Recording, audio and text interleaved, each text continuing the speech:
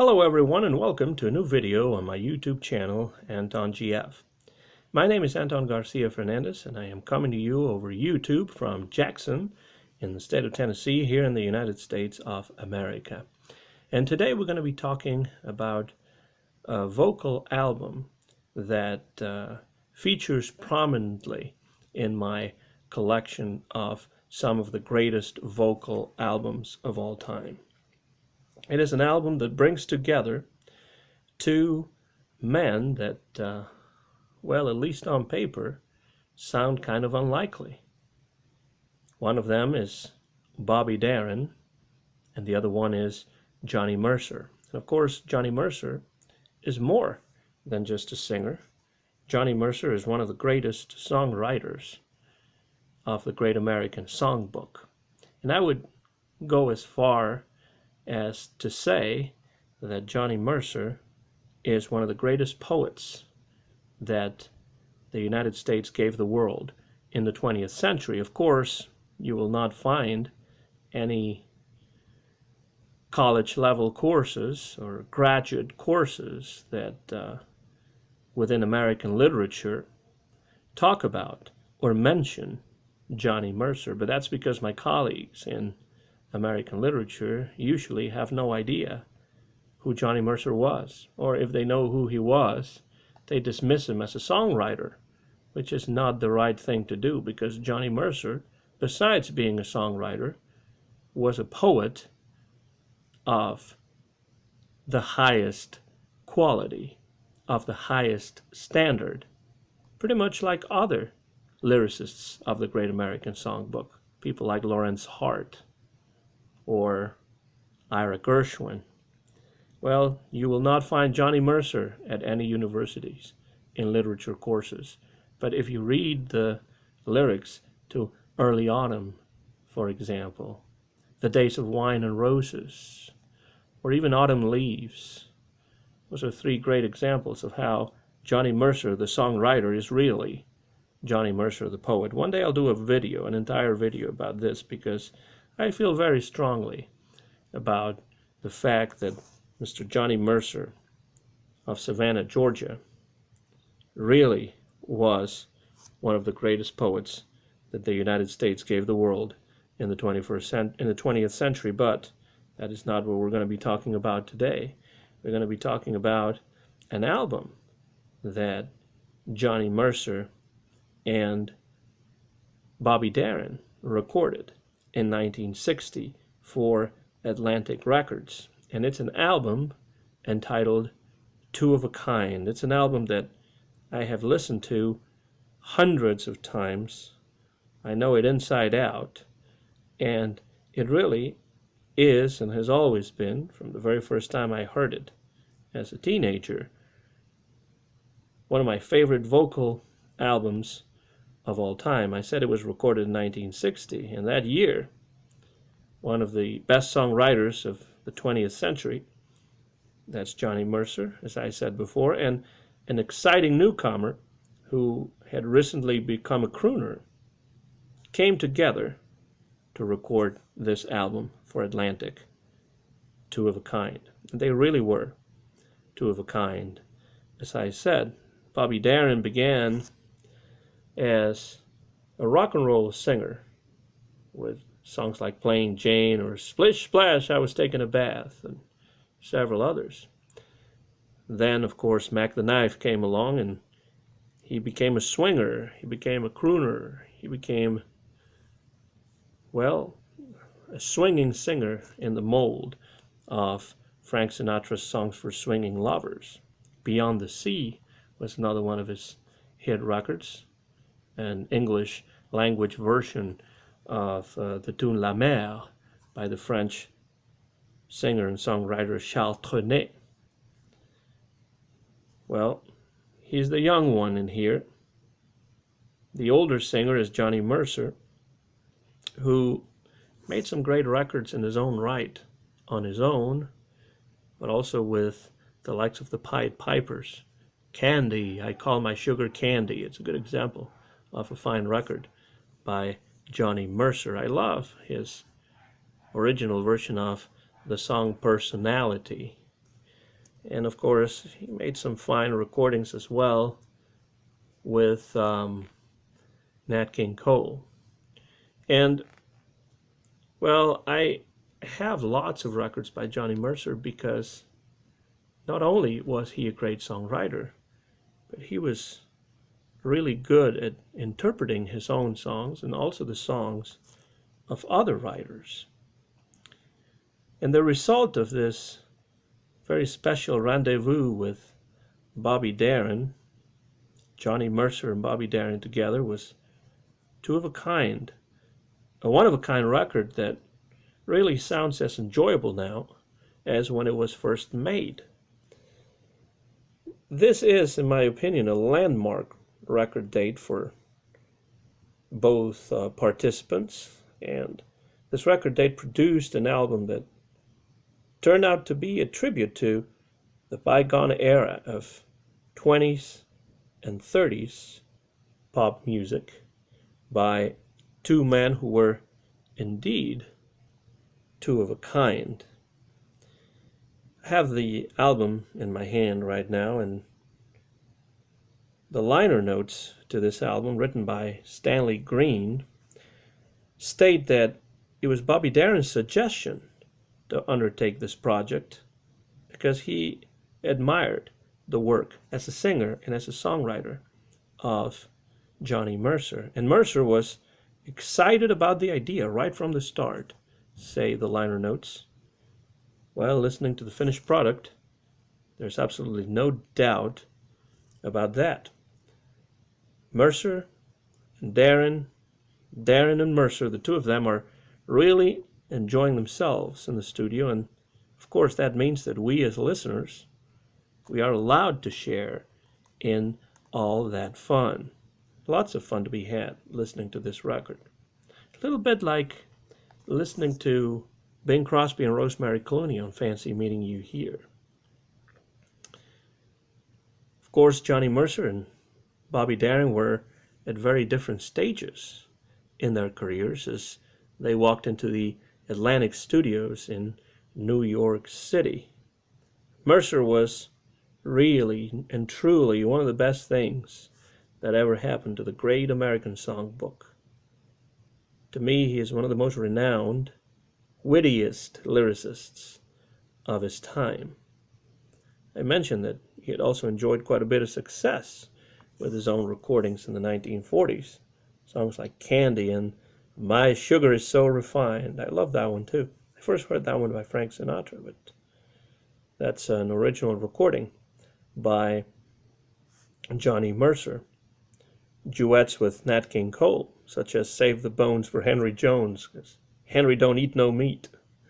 And also delightful get-togethers with Bing Crosby on radio. I love the radio appearances that Johnny Mercer and Bing Crosby made together. They did some on TV as well. Some years later, you can find some of those on YouTube. Of course, Bobby Darin had started as a rock and roll singer with such songs as Splish Splash and Plain Jane and Early in the Morning, but following the success of Mac the Knife, the Kurt Weill and Bertolt Brecht song, Mackie Messe in the original German from the Drei Groschen Oper, the Three-Penny Opera, in 1959, Darin had changed gears. He had become a swinging, tongue-in-cheek, fun crooner. I love the album he did, Live at the Copa, Darin at the Copa. That is a fun live album by Bobby Darin that I recommend to everybody out there as well. Without any doubt, 1960 was the perfect moment for a collaboration between these two men, and fortunately, the great arranger Billy May was on deck to take care of the arrangements. And this is 1960, the same year that Billy May arranged an album by Bing Crosby and Louis Armstrong called Bing and Satchmo, which, well, I've always thought it could be better than it turned out to be, but it's still one of Bing Crosby's best album efforts in his long career. Also a good effort from the one and only Louis Armstrong, who also had a distinguished and very prolific recording career, but only made one album with Bing Crosby, and that was arranged by Billy May, and it's called Bing and Satchmo, also from 1960, the same year in which Bobby Darin and Johnny Mercer recorded Two of a Kind. And if Two of a Kind is such a unique album, I think it is in no small part because of the song selection, which gives us a very good idea of how thoroughly Mercer and Darin knew the pop music of the 20s and the 30s, because that's basically where they're drawing from on this album. As the liner notes by Stanley Green note, Green says that there are hardly any standards in the album, though. They weren't going for standards here. They were going for lesser known tunes, trying to bring them back from obscurity, just in the way that Sinatra did sometimes in his concept albums at Capitol Records. And Green notes, for this recital, both men decided that though the accent would be on the old-timers, the old too familiar war horses would be kept carefully locked up in the stable. You're not going to find a lot of the classic tunes from the 1920s and 30s on this album, and I think this makes the album much more interesting, because Darin and Mercer go through a great selection of old tunes, most of them harking back to the era when the ukulele was king, the era of Johnny Marvin, the era of Ukulele Ike, Cliff Edwards, and so many others. And so you get songs like Indiana, Back Home Again in Indiana, East of the Rockies. Of course, there's some classics too. I Ain't Gonna Give Nobody None of My Jelly Roll. But all the songs, whichever song we're talking about, they're all delivered with a casualness that makes them simply irresistible. You'll listen to this album more than once.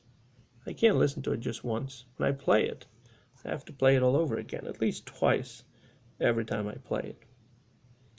And one of the assets of this album lies in Johnny and Bobby's decision to unearth and rework a few obscure, forgotten gems. Some gems, some jewels, some songs that you don't hear very often.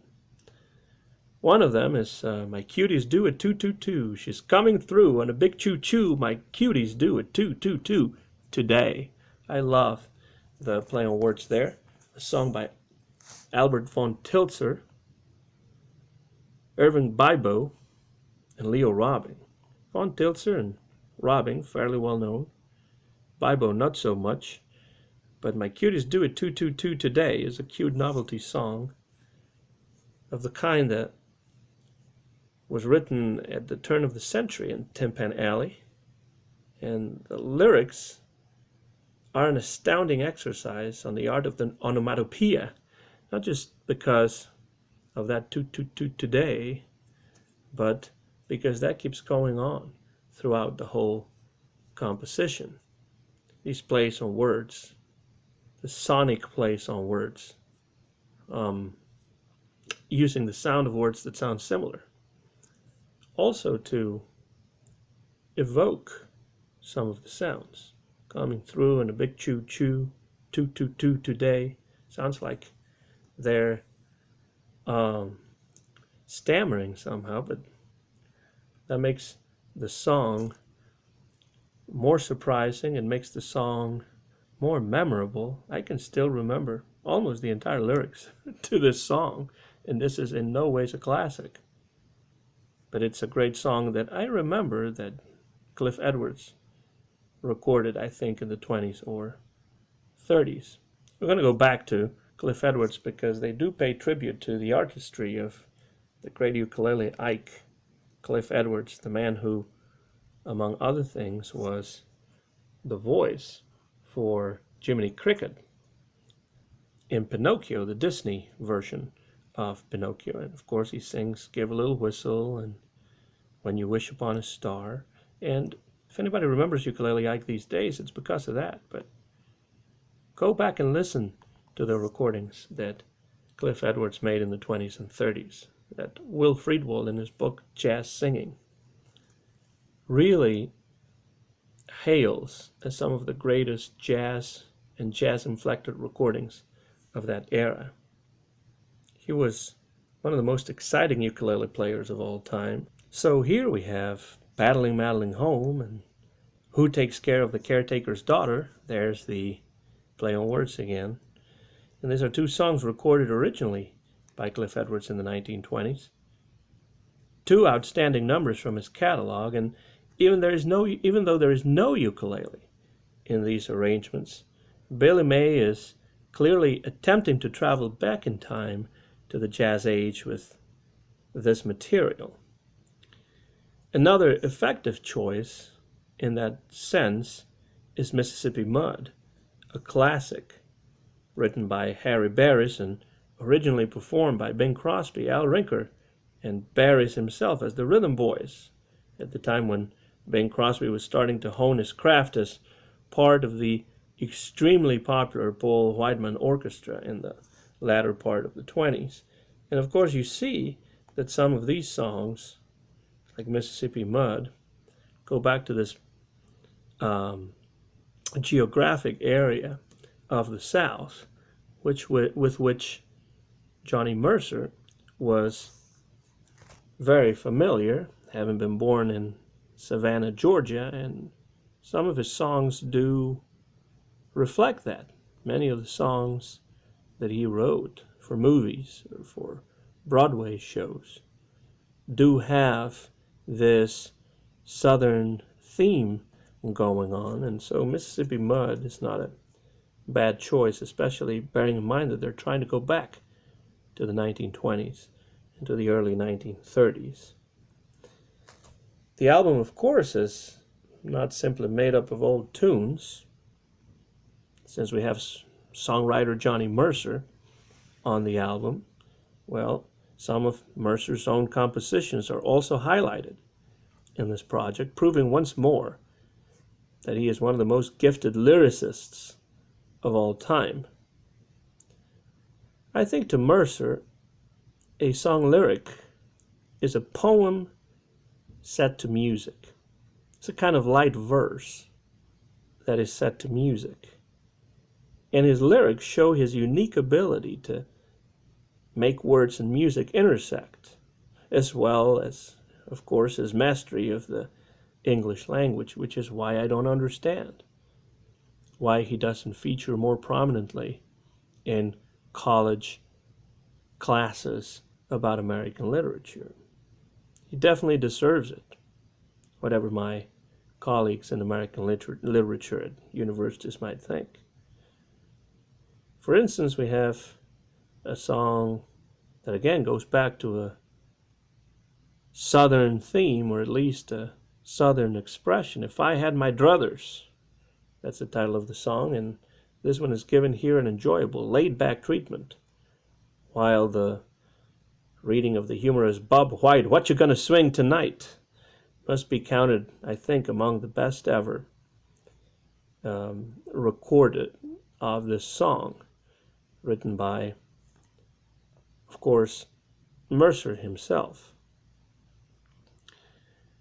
Bobby Darin is described by Stanley Green in the liner notes as a serious student of popular songs and their interpreters.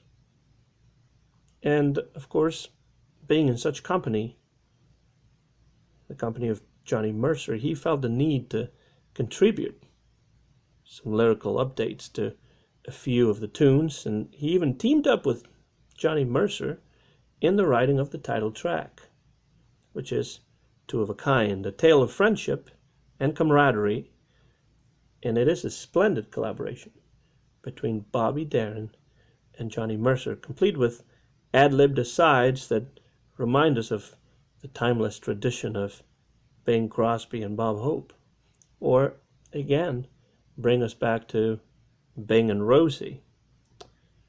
And just like any of Bing and Bob's road movies, the rapport between Johnny and Bobby on this record oozes with mutual admiration, with charm, and with sheer fun.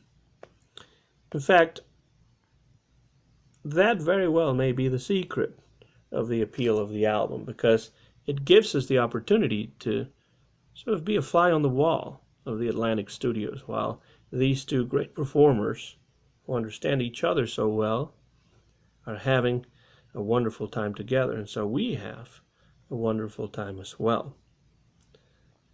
Bobby Darin would go on to record all different kinds of music. He did some pop, he even did some folk music, some kind of 1960s era protest songs later in the 1960s.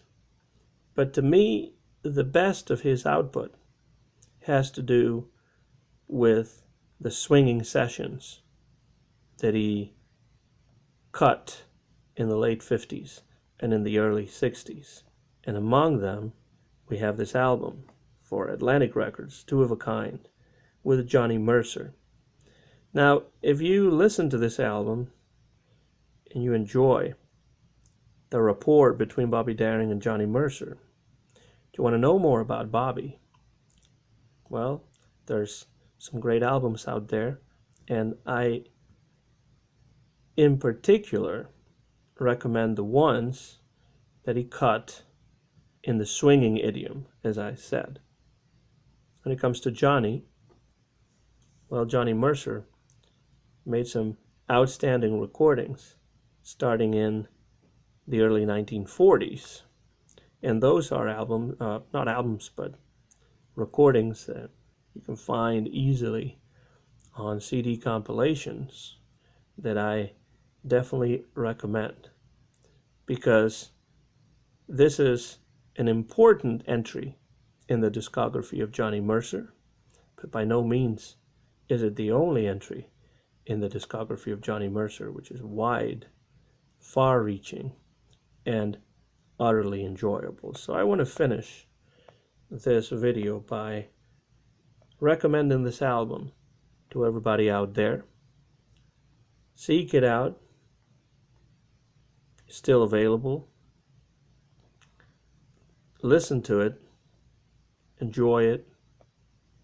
Listen to it more than once, because I know that if you're like me, you're going to be able to enjoy the album so much that you'll have to play it more than once. And then, if you have any comments, leave them under this video in the part of the website under the video reserved for comments. Leave any comments. Let me know what you think about this album. What are your favorite performances? What other songs or albums by Bobby Darin or Johnny Mercer do you enjoy listening to? And of course, what do you think? Is Johnny Mercer more than a songwriter? Would you consider, just as I do, Johnny Mercer as a fine poet in his own right? Leave messages underneath and let me know what you think. But most of all, this is an invitation for you all out there to go out and seek out Two of a Kind, and for you to have fun with Johnny Mercer and Bobby Darin. Thank you so much for listening. This is Anton Garcia Fernandez saying goodbye from Jackson in the state of Tennessee in the United States of America. Mine is the copyright of this video, which I recorded in June of the year 2022 here in Jackson, Tennessee, based on an article that I published about 10 or 12 years ago in a blog that I used to publish called Vintage Bandstand. I'm going to leave the link in the description of this video in case you would like to take a look at the article as well. Thanks again for listening. We're two of a kind. We're two of an ilk, say Johnny Mercer and Bobby Darin. And they're right. They prove it throughout this album. I hope you enjoy it. Signing off now, Anton from Jackson, Tennessee. Thanks for listening. See you all very soon on my YouTube channel, Anton GF. Bye-bye, everybody.